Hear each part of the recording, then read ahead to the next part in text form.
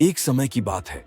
एक विशाल और समृद्ध राज्य में एक राजा शासन करता था, जिसे शिकार का ऐसा भयंकर शौक था कि वह अपनी पहचान ही उस नाम से बन चुका था। परंतु यह राजा साधारण शिकार नहीं करता था। हिरण या जंगली सूअर से उसे कोई रोमांच नहीं मिलता था। वह घने रहस्यमय जंगलों में जाता और मासूम जीवों के छोटे छोटे बच्चों पर तीर चलाता। हिरण के नन्हे शावक, खरगोश के बच्चे, पक्षियों के चूजे, किसी को भी वह नहीं छोड़ता। उसके तीरों से जंगल हर दिन लहूलुहान होता और प्रकृति की गोद में फैला जीवन भय से कांप उठता। धीरे धीरे उस जंगल में माताओं की गोदें सूनी पड़ गईं। हवा में कराहें गूंजने लगीं और पेड़ पौधे तक उदासी में झुक गए। तब एक रात सभी जीव एकत्र हुए। हिरण, बंदर, पंछी, सियार, सबने मिलकर एक सभा की। उन्होंने तय किया कि अब केवल वनदेवी ही उन्हें इस अत्याचारी राजा से मुक्ति दिला सकती है। पूर्णिमा की रात जब चांदनी बरगद के विशाल पेड़ पर गिर रही थी, सभी जीवों ने प्रार्थना शुरू की। उनकी आवाज में करुणा और आक्रोश दोनों थे। और तभी बरगद का वह पुराना पेड़ उज्जवल प्रकाश से भर उठा। उस प्रकाश से वनदेवी प्रकट हुई। उनका स्वर शांत था, पर आंखों में न्याय की ज्वाला जल रही थी। वनदेवी बोली, मत डरो मेरे बच्चों, मैं जानती हूं तुम्हारी पीड़ा क्या है। जिसने प्रकृति का नियम तोड़ा है, जिसने मासूमों का लहू बहाया है, उसे उसके कर्मों का फल अवश्य मिलेगा।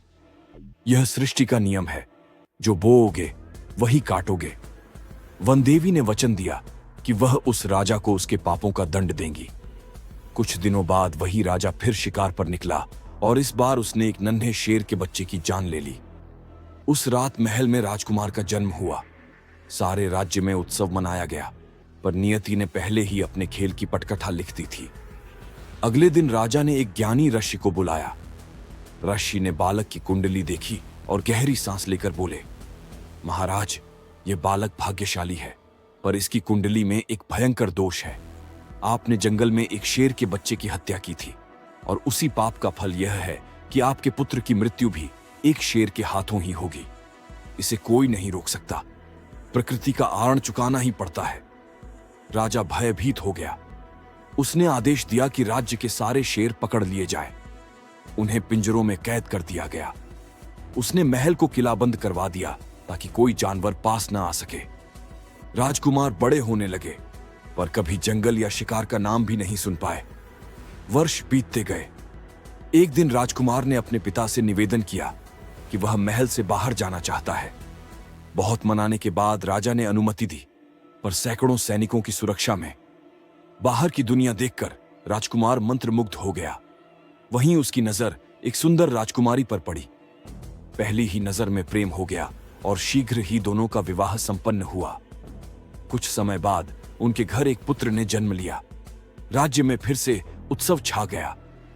उसी बीच एक दिन एक रहस्यमयी बूढ़ी औरत महल के द्वार पर आई। वह लकड़ी के सुंदर नक्काशीदार खिलौने बेच रही थी। रानी ने उसे भीतर बुलाया। बूढ़ी औरत की आंखों में एक अजीब सी चमक थी, जैसे कोई पुराना रहस्य छिपा हो।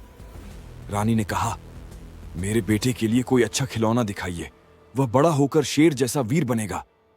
बूढ़ी मुस्कुराई और बोली, तो यह लो रानी, शेर और घोड़े का यह जोड़ा। तुम्हारा पुत्र इन्हें बहुत पसंद करेगा। परंतु वह कोई साधारण स्त्री नहीं थी।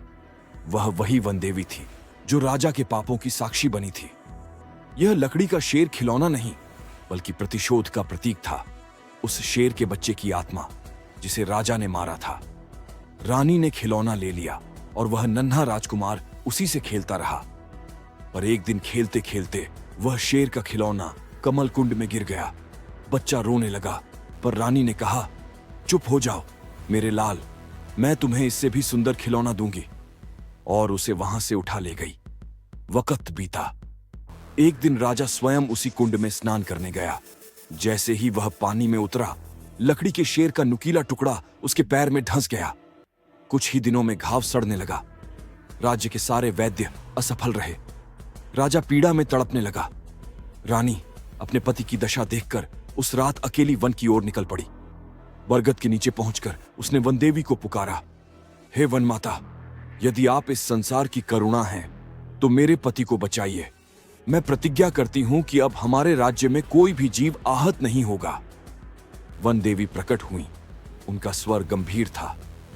तुम्हारे पति को उनके कर्मों का दंड मिल रहा है, परंतु तुम्हारी भक्ति सच्ची है, इसलिए एक अवसर दूंगी। 5 पवित्र जड़ी बूटियां लाओ, पर ध्यान रहे वे शेरों के क्षेत्र में हैं। सूर्योदय से पहले लौट आना, वरना जीवन रेखा समाप्त हो जाएगी। रानी निडर होकर जंगल के भीतर बढ़ी। वह जंगल जहां उसके पति ने मासूमों का रक्त बहाया था, अब जीवित प्रतिशोध की तरह जाग उठा था। पहली जड़ी सिंहनाद शांतिनी उसे उस स्थान पर मिली जहां शेर दहाड़ते थे। उस दहाड़ के नीचे उगा पौधा नीले मखमली फूलों वाला था। उसी से जंगल की शांति झलकती थी। दूसरी थी प्राण संजीवनी, जो शेरनी के मातृत्व की गोद में पनपती थी। उसने देखा शेरनी अपने बच्चों संग बैठी है और सूर्य की किरणें उसके पीछे के लाल सुनहरे फूलों पर पड़ रही हैं। रानी ने श्रद्धा से झुककर वह पौधा ले लिया। तीसरी जड़ी थी विषभेदनी, जो उस दलदली क्षेत्र में उगती थी जहां विषैले सर्प अपना जहर त्यागते हैं। वह पौधा नीली रोशनी में चमक रहा था। उसे छूते ही रानी ने महसूस किया कि जैसे उसके भीतर का भय निकल गया हो। चौथी जड़ी थी दृष्टि निवारिका, जो पत्थरों के बीच अदृश्य पड़ी थी। उसे पाने के लिए रानी ने आंखें बंद कर अपने मन की दृष्टि से खोजा। जब खोली तो वह पौधा सामने था, जामुनी फलों वाला, पारदर्शी, विष खींच लेने वाला। और अंत में 5वीं पश्चाताप मूलिका, वह उसी सूखे कुंड के पास थी जहां राजा ने नन्हे शेर को मारा था। रानी वहां बैठी और अपने पति के पापों के लिए फूट फूट कर रोई। उसके आंसू जब उस सफेद धागों जैसे पौधे पर गिरे, वह चमक उठा। वही पौधा सबसे दुर्लभ था, क्षमा और प्रायश्चित का प्रतीक। रानी सारी जड़ी बूटियां लेकर महल लौटी। वनदेवी के निर्देशानुसार उन्होंने औषधि बनाई और राजा के मुख में डाली। क्षण भर में राजा का शरीर ठंडा हुआ, दर्द मिटा और चेहरे पर शांति उतर आई। आंखें खुली तो उनमें पश्चाताप और समझ दोनों थे। राजा अब वहीं नहीं रहे।